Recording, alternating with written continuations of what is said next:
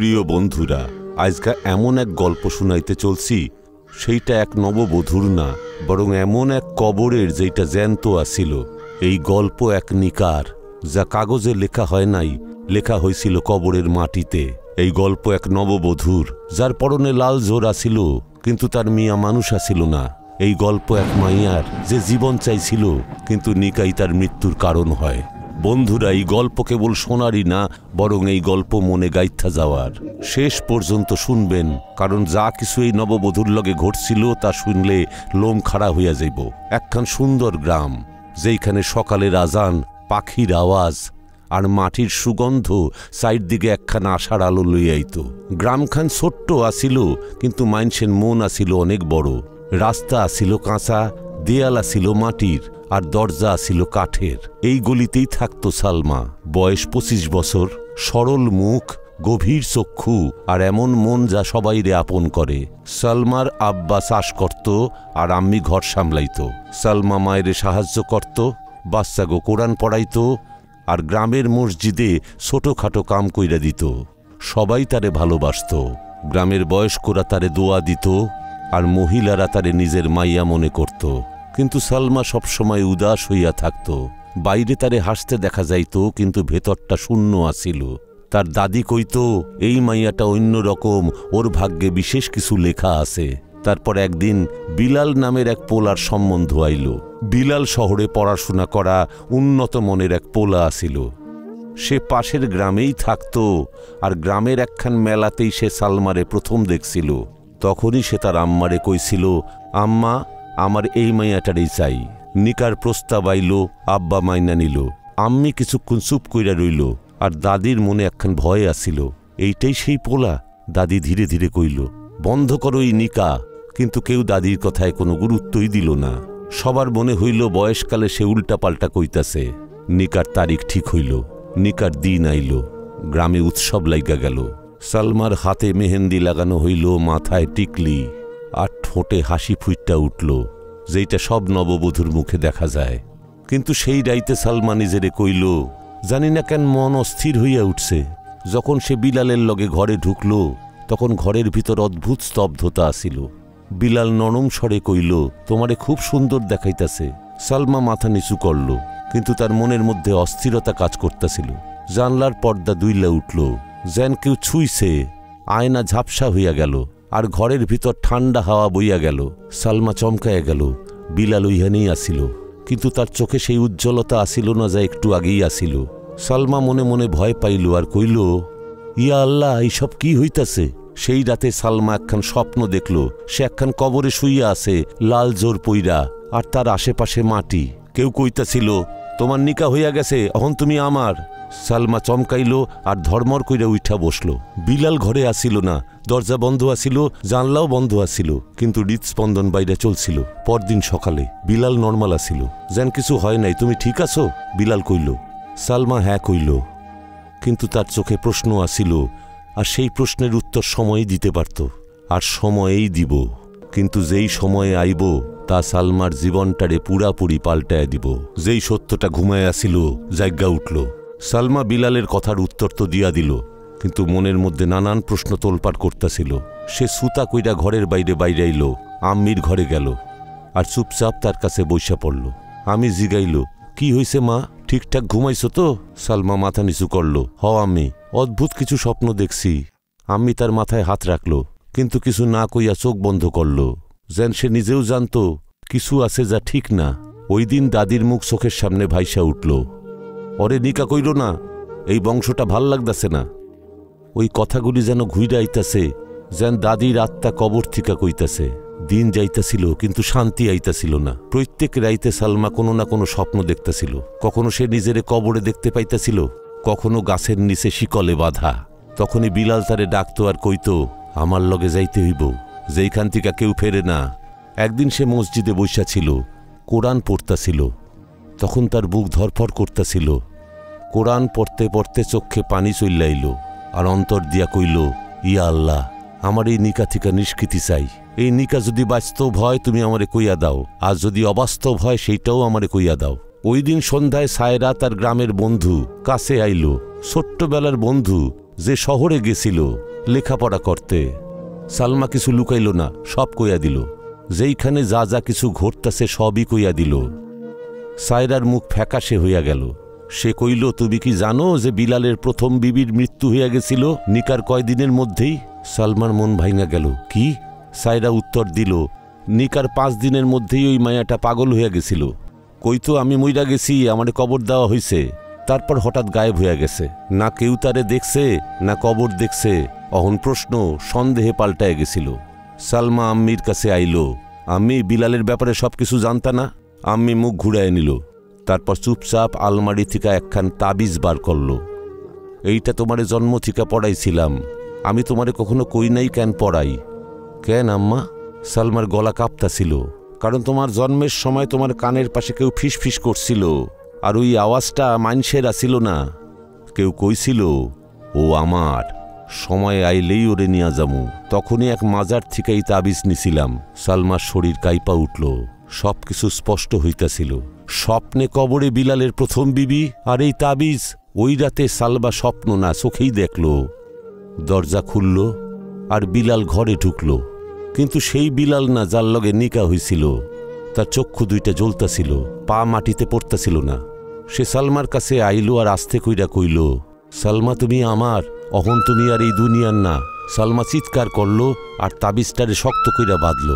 বিড়ালের চিৎকারের মতো কিছু একটা শোনা গেল আর বিলাল পিছায়া গেল। সে দরজার কাছে গেল আর উধাও হয়ে গেল। সকালে সালমা মসজিদের কাছে গেল।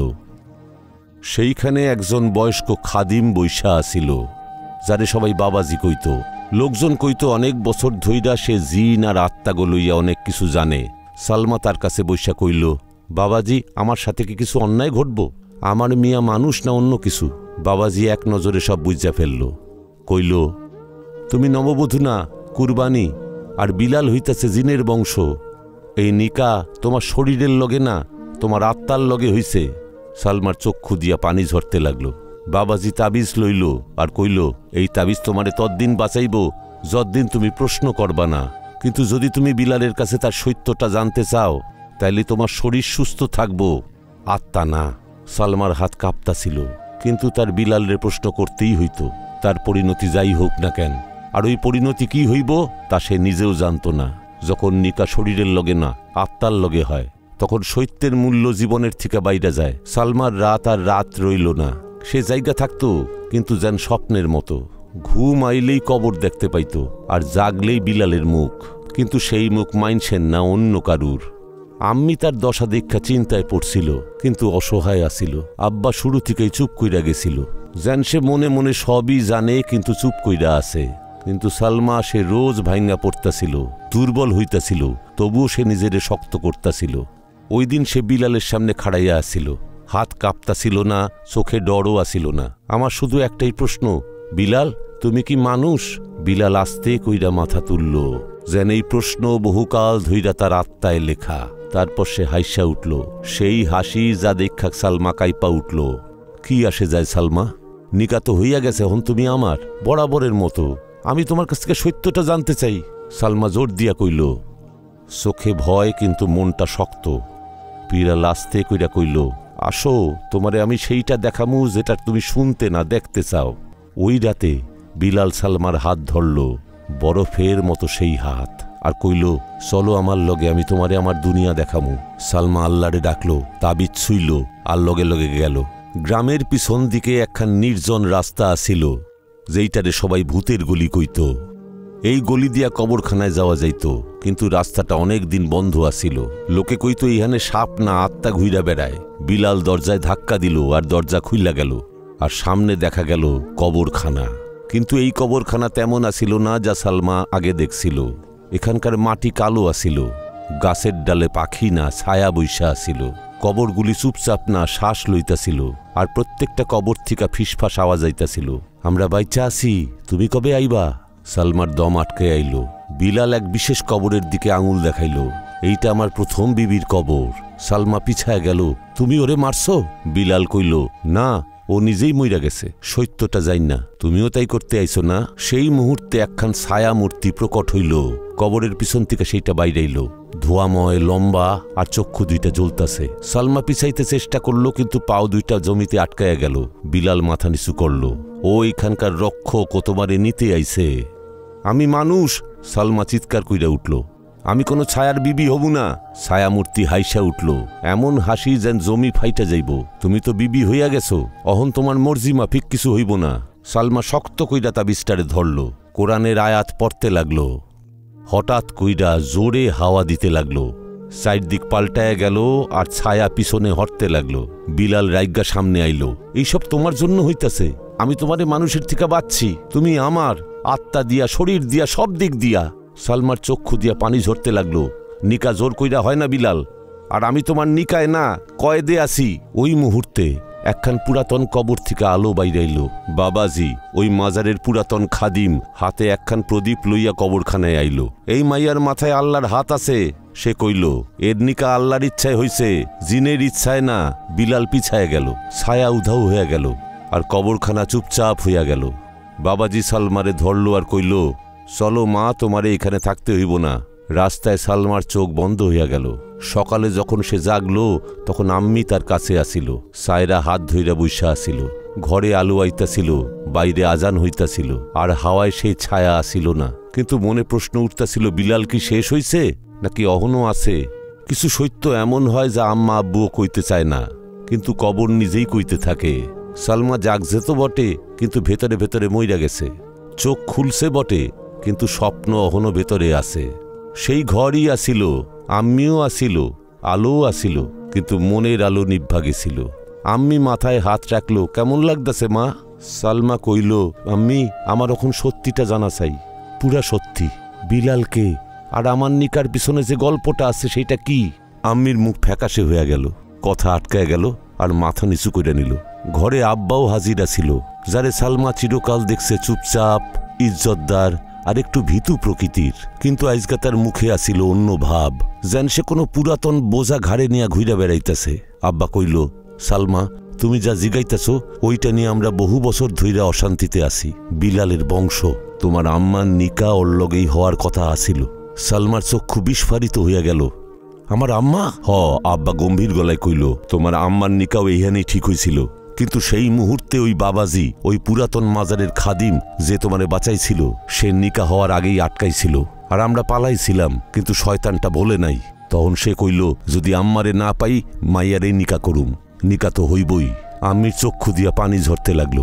আমরা তোমারে বাঁচানোর অনেক চেষ্টা করছি, কিন্তু বিলাল এমন মানুষের রূপ ধইরা আইলো যে আমরা ভাবতেও পারি নাই। সে তোমারে নিজেই নির্বাচন করছিল। সালমার চারপাশ দুলতে লাগলো। তাইলে আমার নিকা একখান প্রতিশোধ আসিল না? মা, ওইটা নিকা আসিল না, একখান হাজত আসিল, তোমার শরীরটারে দখলকরণের একখান কায়দা। সালমা দেয়ালে হেলান দিয়া বইসা পড়ল। সে অন কি করব? আমি কি শেষ হয়ে যাবো? আব্বা মুখ ঘোরাইল। সত্য তো এইটাই যে ও অহনো যায় নাই, কেবল পিছু হটছে। সেই রাতে সালমা বুঝতে পারল, ঘরের পরিবেশ যেন আবার পাল্টায় গেছে। জানলা বন্ধ আছিল, দরজাও বন্ধ, কিন্তু ঘরের ভিতর একখান সুবাস ঘুরতাছিল। সেই সুবাস যা বিলাল আইলেই পাউন যাইত।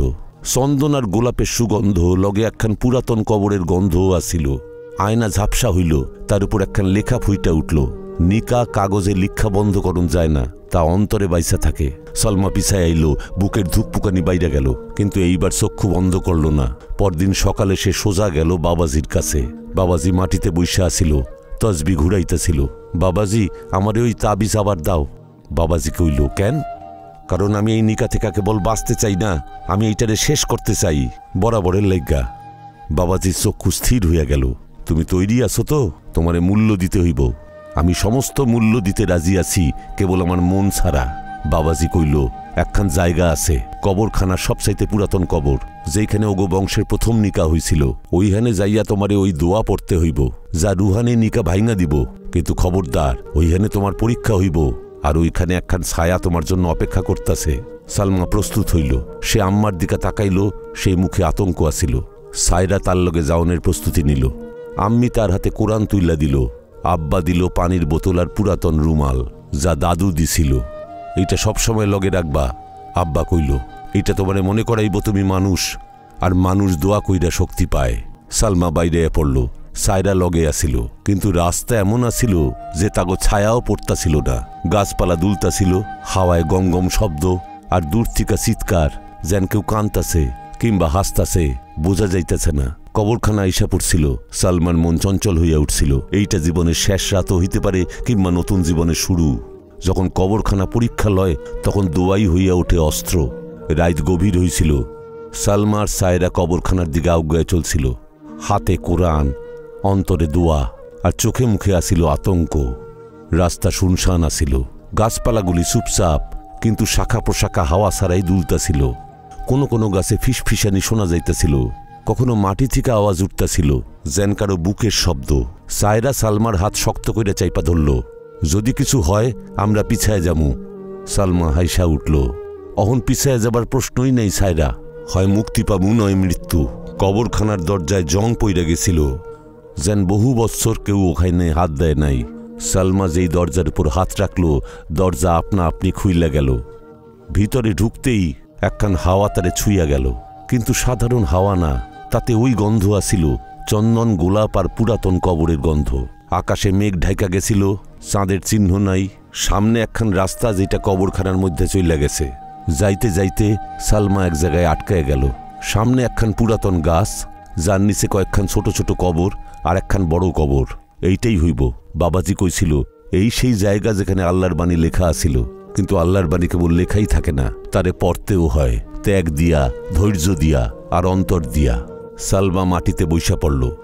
কিছুক্ষণ আয়াত পড়ল। চারদিক চুপচাপ হইয়া গেল। সায়রা আস্তে কইল, কিছু হইতাছে, দেখো। কবরের মাটি কাইপা উঠতাছে, গাছের শাখা নিচে নাইমাইতাছে, যেন বিশেষ কিছু ঘটব। তারপর হঠাৎ কইরা একখান ছায়া মূর্তি দেখা দিল। সেই জ্বলন্ত চোখ, সেই লম্বা চেহারা, সেই কণ্ঠস্বর। তুমি ভাবছিলা তুমি সহজেই নিকা ভাইঙা দিবা? বিলালের ছায়া। তুমি হইলা আমার সালমা। সে চিৎকার কইরা উঠল, এই নিকা কোনো মৌলবীর কাগজে লেখা হয় নাই। এইটা তো বহু বৎসরের পুরাতন আচার, জিনের রক্ত দিয়া। আর রক্ত কখনো তালাক চায় না। সালমা খাড়ায় পড়ল, কিন্তু ভয় পাইল না। সে কইল, যে নিকায় আমার মত নাই, সেইটা হইল জবরদস্তি। আর আল্লাহ কখনো জবরদস্তিরে মাইনা নেয় না। সালমা, ওই দোয়াটারে খোঁজো। সালমা মাটির দিকে নিচু হইল। কবরের কোনায় মাটিতে কিছু চমকাইতেছিল। সে হাত দিয়া মাটি সরাইল। একখান পাথর, যার উপর আরবিতে কিছু শব্দ লেখা আছিল। হে আল্লাহ, এই বন্ধন থেকে মুক্তি দাও, আর তোমার শক্তি দিয়ে আমারে রক্ষা করো। সে ওই দোয়া পড়ল। প্রথমবার গলা কাঁপতাছিল, দ্বিতীয়বার দম আটকায় গেল, তৃতীয়বার আলো ফুইটা উঠল, ছায়া পিছাইতে লাগল। না, সে চেঁচাইল, এই দোয়া নিকারে পুড়াইয়া দিব। তার চোখ জ্বলতাছিল, হাত শক্ত হইয়া উঠল, আর সে সালমার দিকে আউগাইল। সায়রা আউগাইল, তাবিজ উঠাইয়া চিৎকার করল, তোর ছায়া আলোতে শেষ হইয়া যাউক। সালমা শেষবার দোয়া পড়ল, আর আলো আকাশ পর্যন্ত ছড়াইয়া গেল। কবরখানার মাটি কাঁপতে লাগল, গাছপালা ভাইঙা পড়ল, আর বিলালের ছায়া জ্বলতে লাগলো। সে চিৎকার করতে করতে ফুরিয়ে যাইতে লাগলো, সালমা, এইটা শেষ হয় নাই। তারপর চুপচাপ, কেবল সালমার শ্বাস প্রশ্বাস, সায়রার চক্ষু দিয়া পানি, আর কবরখানার মাটিতে শান্তি ছড়াইয়া পড়ল। সালমা কোরআন তুলল, মাটি পরিষ্কার করল, আর মাটি চাপা দিয়া দিল। আমি মুক্তি পাইছি, আমার আত্মা মুক্তি পাইছে। দোয়া কবুল হইলে নতুন জীবন পাওন যায়। কবরখানায় ওই আলো ফুরাইয়া গেছিল, হাওয়া কইমা আইছিল, গাছপালা মাটির উপরেই খাড়াইয়া আসিল। কিন্তু সালমার অন্তরে অহর ঝড় চলতাছিল।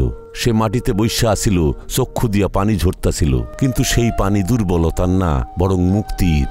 সায়রা তারে অভয় দিল, চল অহন বাড়ি যাই, সব শেষ হইয়া গেছে। সালমা কোরআন বুকে ঠেকাইল, আর মাথা তুইল্লা আকাশটারে দেখল।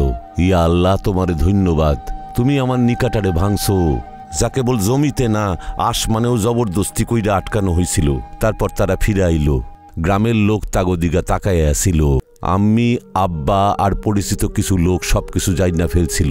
আম্মি তারে জড়ায়া ধরল, কাইন্দা ফেলল, মাগো, তুমি বাইচা গেছো, আমার প্রাণ বাইচা গেছে। আব্বা প্রথমবার সালমার মাথায় হাত রেখা কইল, তুমি সেইটাই করছো যেটা করতে পুরুষেরাও কাইপা যায়। দিন কাইটা চলল। সালমার চক্ষের নিচে কালি, কিন্তু অন্তরে শান্তি। সে হন মসজিদে যাইত, বাচ্চাগো কোরআন শিখাইত, আম্মির লগে চুলা জ্বালাইত, আর নিজেরে সময় দিত। বিলালের ছায়া আর আসিল না, না স্বপ্নে, না হাওয়ায়, না মনের কোনো কোনা খামসিতে। বাবাজি যে তারে বাঁচাইছিল সে আইসা কইল, মা দোয়া তখনই কবুল হয় যখন ভয়ের থেকে বিশ্বাস বেশি থাকে। তুমি সেই সব মাইয়াগো জন্য দৃষ্টান্ত যাগো জবরদস্তি নিকা হইয়া থাকে। তারপর একদিন দিনের আলোয় সালমা কবরখানায় গেল। সেই কবর, সেই গাছ, কিন্তু অহন শান্তি আসিল। সে একখান কাঠের টুকরাই না রাখলো যাতে লেখা আসিল, এইখানে একখান নিকা ভাঙছিল যা আত্মায় লেখা হইছিল, আর এইখানে একখান মাইয়া মুক্তি পাইছিল যে আল্লাহর ভরসায় লইরা গেছিল। সময় চইলা গেল। তারপর একটা দিন আইল। সালমার আগের মতো আসিল না, সে শক্তিশালী হইয়া উঠছিল। আম্মি একদিন কইল, মাগো একখান সম্বন্ধ হয়েছে, পোলাটা সতে দিল দরিয়া আর মানুষ। সালমা চুপ কইরা রইল। তারপর আস্তে কইরা কইল, আম্মি নিকা তখনই হইব যখন আমি নিজের থিকা কবুল করুম, কেবল মুখ দিয়া না, অন্তর থিকা। কয়েক মাস বাদে একখান সাদা সিধা গরিব, সাদা পোশাক, সাদা কলমা, আর সালমান নিকা হইল একজন মানুষের লগে যে তারে শান্তি দিতে জানত, আত্মারে কয়েদ না কইরা। এই নিকার পর সালমা মসজিদে সাজদা করল আর অন্তর থিকা কইল, ইয়া আল্লাহ, তুমি আমার ধৈর্যরে ফল দিছ। আর তারপর একখান চিঠি আইল বাবাজির। চিঠিতে কেবল এইটুকুই লেখা, মা বিলাল শেষ হইয়া গেছে, তুমি শেষ কুরবানি হও নাই, তুমি প্রথম বিজয়ী হইছ। প্রিয় বন্ধুরা, এই গল্প সেই নববধূর না, বরং সেই মাইয়াগো যাগো ইচ্ছার বিরুদ্ধে সম্পর্কে জড়াইয়া দেওয়া হয়। এই গল্প সেই আব্বা আম্মির শিক্ষা যারা কেবল পণ দিয়া মাইয়ারে ঝাইরা ফেলতে চায়। আর এই গল্প সেই বিশ্বাস যে আল্লাহর দরবারে হাত পাতলে কোনো ছায়া বা জিন আত্মারে দখল করতে পারে না।